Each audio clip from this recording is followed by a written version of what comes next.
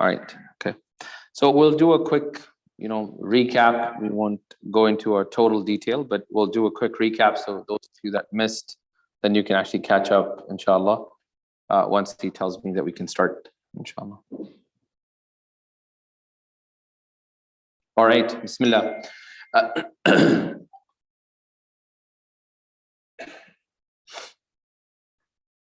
بسم الله الرحمن الرحيم وبه نستعين والعاقبة للمتقين ولا عدوان إلا على الظالمين نبينا محمد وعلى آله وصحبه وسلم تسليما كثيرا. كتاب الصيام, the book of صيام. يجب صوم رمضان باستكمال شعبان 30 أو برؤية عدل هلال. That fasting becomes prescribed on us, it becomes wajib on us after we finish the 30 days of Sha'ban, or somebody who is a just person, his piety is known. We don't know the internal aspects of that person's piety, but he's known for his external appearance. He seems to be a good guy. And we focus on that. And if that person sees the moon, then we fast. وَلِصِحَّةِ الصَّوْمِ شُرُوطٌ. And we said for our fast to be valid and to be sound in the eyes of Allah subhanahu wa ta'ala, there are conditions. First condition is an-niyya li kulli yawmin. To fast, to make the intention for every single day of the fast. Some of the brothers came and they had some objections last time, and I'll address that over here today. So a few of the brothers, they're like, well, how can there be an ikhtilaf? Because the Rasulullah sallallahu alaihi wasallam's hadith is so evident that innamal a'malu bin-niyat, and why are there so many different opinions on whether you can have intention at the beginning of Ramadan and stuff? Generally, I will not address that because we are not doing a deep fiqh class, but since there were like 4 or 5 people that came up and they had a genuine concern about this, I'll address it so we understand the concept of how the fuqaha think. So, and one mistake that I made yesterday was I said Imam Ahmad ibn Hanbal's madhab. It's actually the Imam Malik's madhab, not Ahmad ibn Hanbal's madhab. So, the Hanafis, the Shafi'is, and the Hanbalis, they say that you must have intention. The Shafi'is, they put the intention as a wajib, mandatory rukun in every ibadah. Okay, for the Shafi'i madhab, it's every ibadah. Whether it is salah, whether it is hajj, whether it is umrah, it is. And for the Hanafis and the Hanbalis, it is a highly recommended act.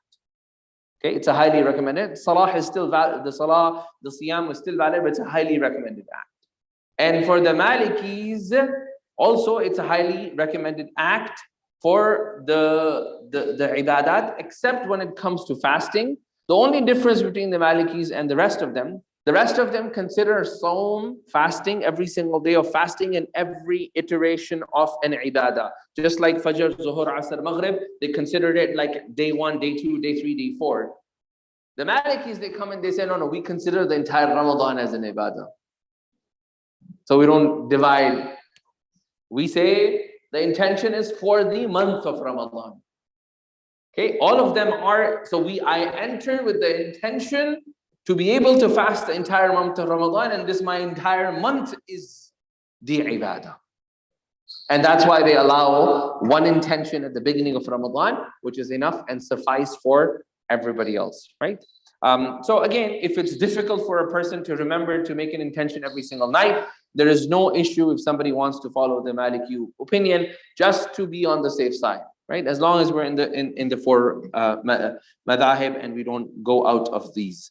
وَيَجِبُ تَبْيِيتَ فِي الْفَرْضِ دُونَ النَّفِلِ, and it is only wajib for the fasts that are obligatory. And we said there were 5 different types of obligatory fasts. What are they? This is a review, huh? We did it yesterday, less than 24 hours ago.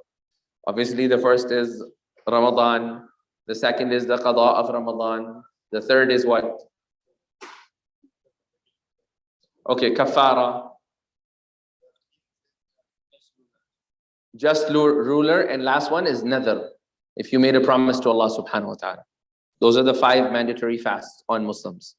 Okay, that means that any of these 5 fasts require a specific intention, in all madhabs. Other than the Ramadan, because Ramadan for Malikis, you can just do one intention for the Ramadan. Okay. Good. ويجب تعيين أيضا, and it has to be specific. We've covered that. الثاني, the second one, الإمساك عن الجماعة. There will be details over here. There's young kids over here, so I will be mentioning things kinayatan.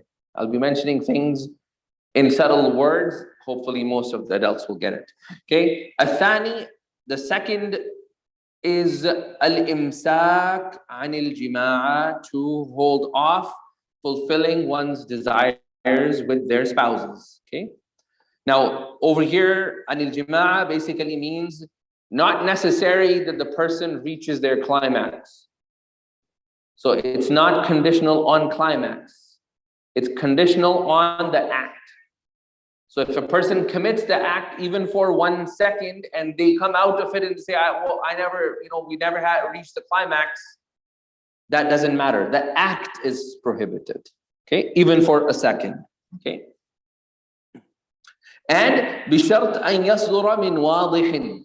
Okay, so this has to be the act that is committed, and this act has to be from a male to a female. Nowadays we have a lot of mushkils, right? They call it mushkils, transgender. There was literally a person who came, he wanted to volunteer in Canada, and he was a girl. And he's like, no, I'm a Muslim, I'm transgender, and I need to pray with the Muslims. I'm like, but sister, you're like a sister at the end of the day. You're still, in our madhab, in our sharia, you're a sister. She's like, no, I'm a transgender. I identify as a man. And then she forced her way to pray in the men's saf. Okay, so we are going to have these problems. You guys are much safer here. Canada is way ahead, right? But that flood is coming, right? You have to be ready for it. People are scared, oh, there's really LGBT. I'm like, you guys don't have LGBTQ. You have to come to Canada to be able to actually, it's not there, okay? You're not able to hear?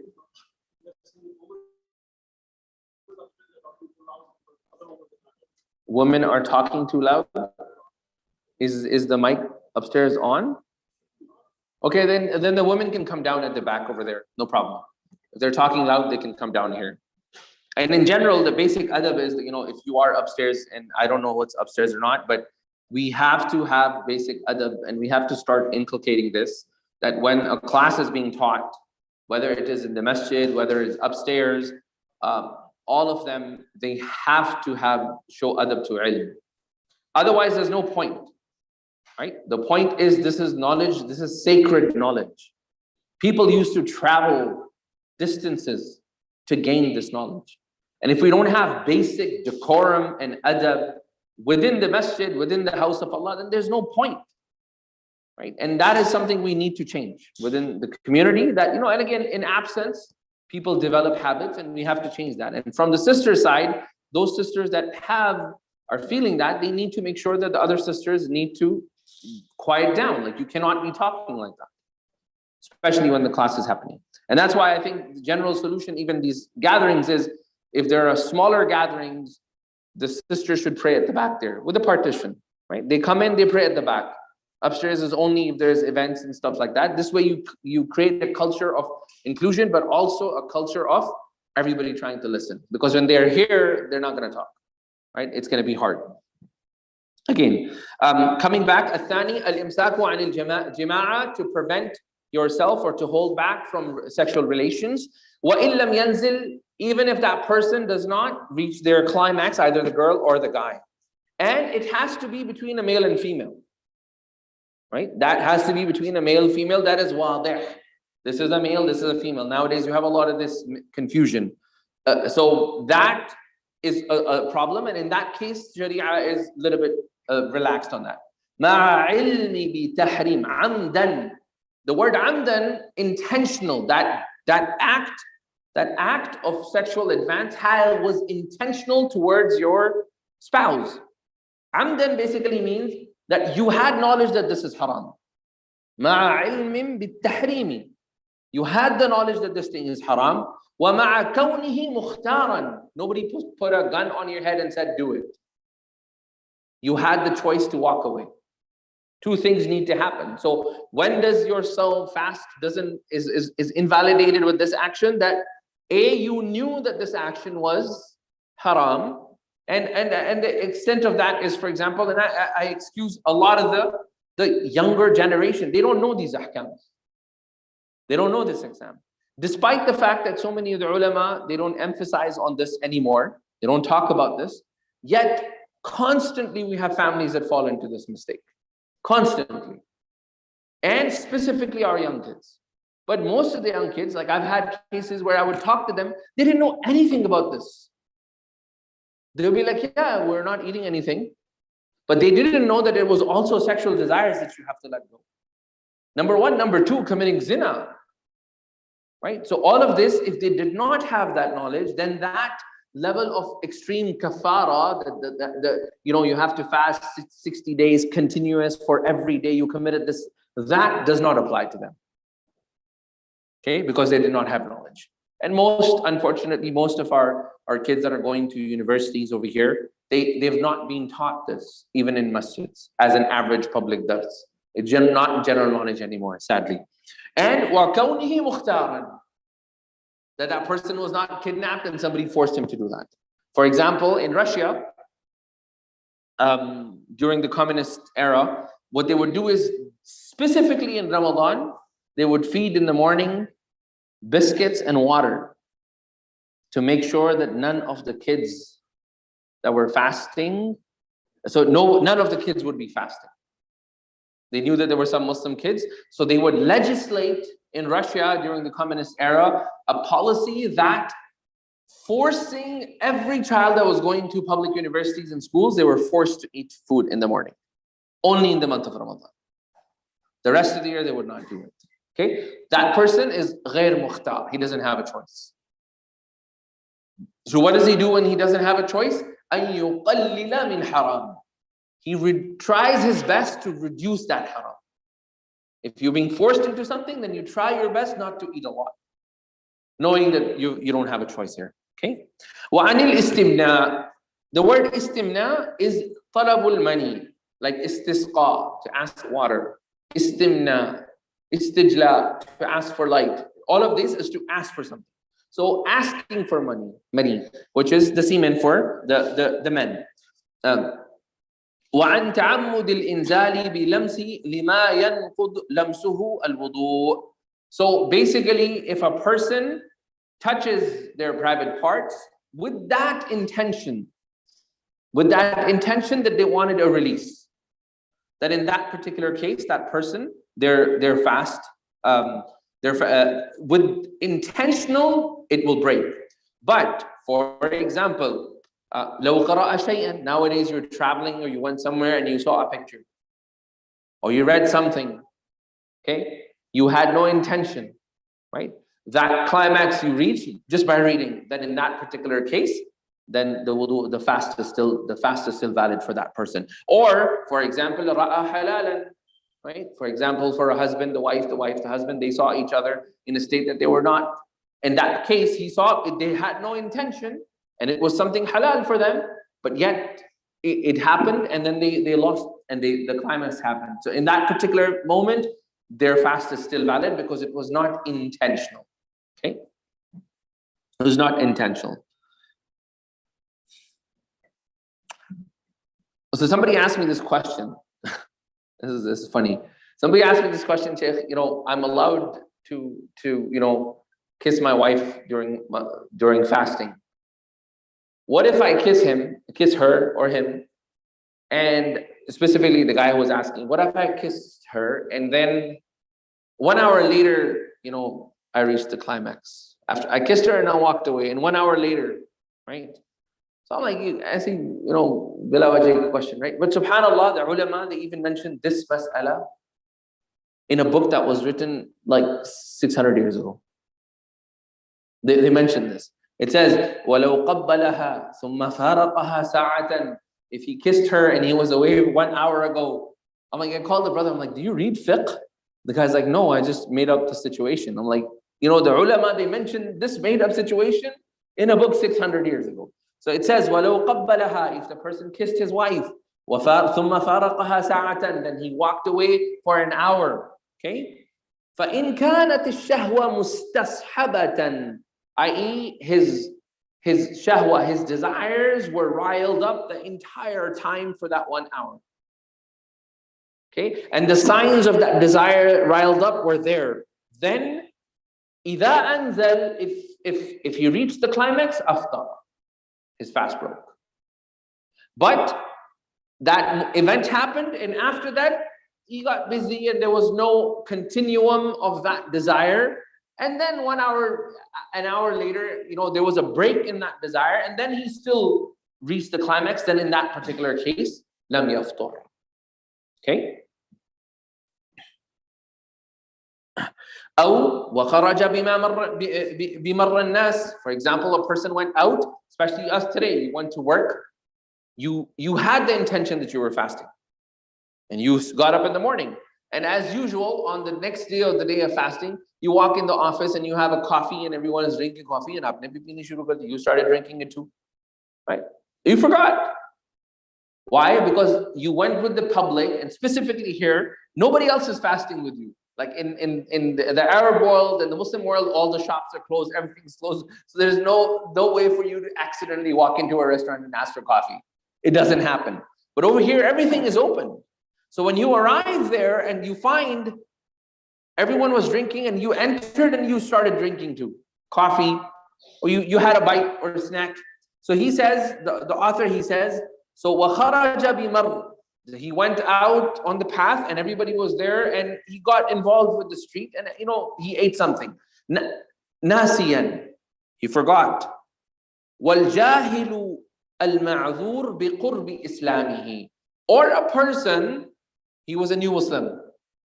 So 1 week before Ramadan, he became Muslim, and then he became a Muslim. So he tried his best to fast. So constantly he is breaking his fast because he's a new Muslim and he doesn't have that habit developed. He doesn't have that knowledge. أو نشأ ببادية بعيدة من العلماء. Or the person was raised in a village away from scholars.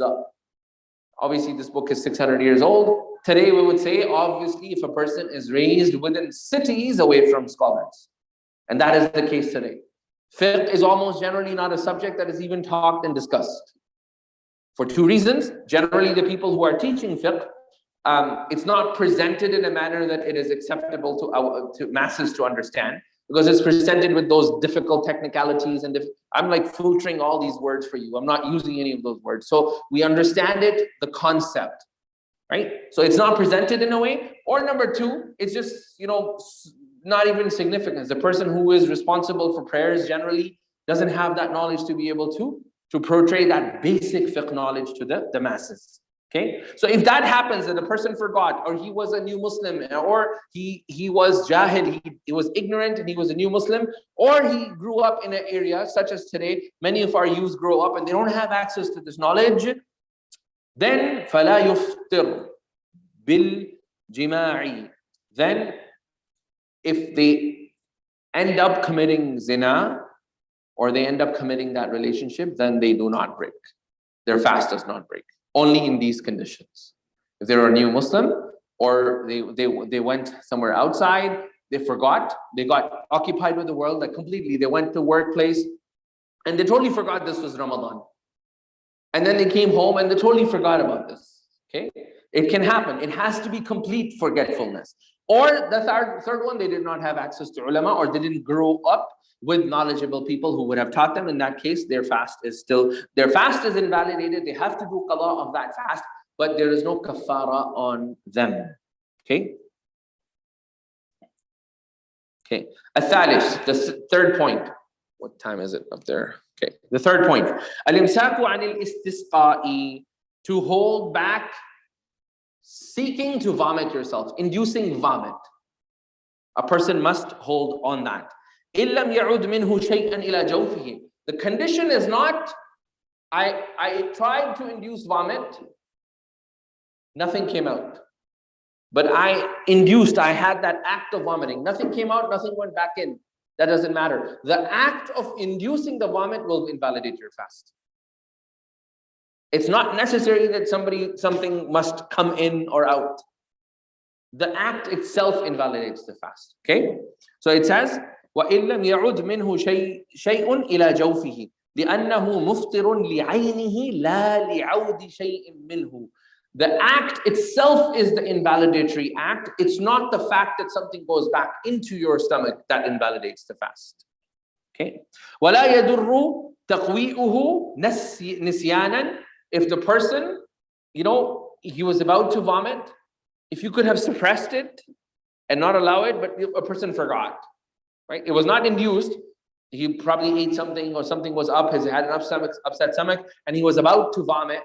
He could have held it, but he forgot and he just vomited. Then in that case, the person does not, because he did not initiate haram act. Like he did not initiate that which was not allowed.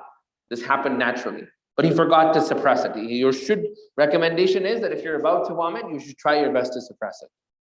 In a case you're not able to, even after suppressing, then you're fine. Okay. ناسيا ولا جهلا إن عذر ولا بغير اختياره. Or for example, a person, he vomited and he had no clothes. بغير اختياره. He did not have any choice in that. He smelled something really bad. He saw something really bad. I know, like, I don't know this, but like I know certain people I met, like if they see blood, they vomit. Like they just see the fact that there was animals being slaughtered, they just go out and start vomiting. Right? That is غير اختيار. You don't have a choice. It just happens. بغير اختياره.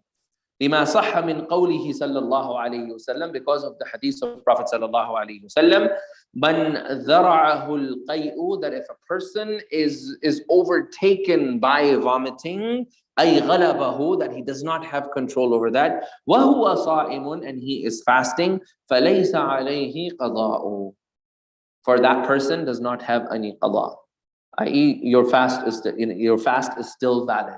Because this vomit was induced and you didn't have any control over it. But if you induced it, or for example, a person goes out, he knows that there is animals that are being slaughtered, and he knows his ada, his norm is that he will vomit. He still goes out to see it. In that particular case, that person, if he vomits, then that becomes an intentional induce, because he knows that he will vomit on this. He knows that if he goes and sees somebody being operated, they will vomit. Then in that particular case, that person's fast breaks. Okay. الرابع, the fourth one.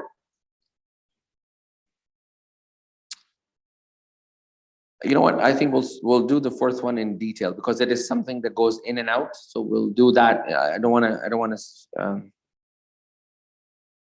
Although I've prepared it, but I think we'll hold it off because we want more. Yeah, I think we'll stop here. Because this has to do with eating, drinking, all of that. And this is where we add some of the contemporary issues and stuff, inshallah, for everyone. All right, Jazakallah khair, inshallah. May Allah subhanahu wa ta'ala bless you all. And two quick announcements. Number one is, we said that Saturday there will be a family event. There is a sports awards ceremony or something that is happening over here. And I think they are also serving food after Isha.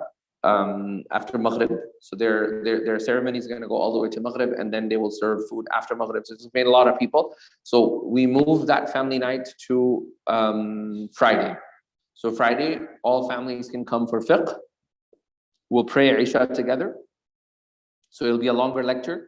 We'll all pray Isha together, and after Isha, because we don't have school next morning, after Isha we'll have a family bonfire outside, inshallah. So we'll be we'll have portable bonfires outside. Families can bring their camping chairs, and inshallah we'll do a short story outside in the fire. Dr. Habib is like, what's going on? He's so excited. You need to bring your camping chair and your danda. That is so important. Yeah, danda is the most important. Just in case if anybody misbehaves, we need to have you there. Right, with your stick and stuff. Obviously, as usual, I will come without a jacket, and you guys can wear a jacket if you like. Inshallah. Barakallahu feekum. Subhanakallahumma wa bihamdik. Ashhadu an la ilaha illa ant. Astaghfiruka wa atubu ilaik. How'd you guys find the sound? Is it better? Is it better? Yes. So this has no echo. This is the echo of the building. This is zero echo. Yeah, we could not do anything else with it. It's just the echo of the building. We can't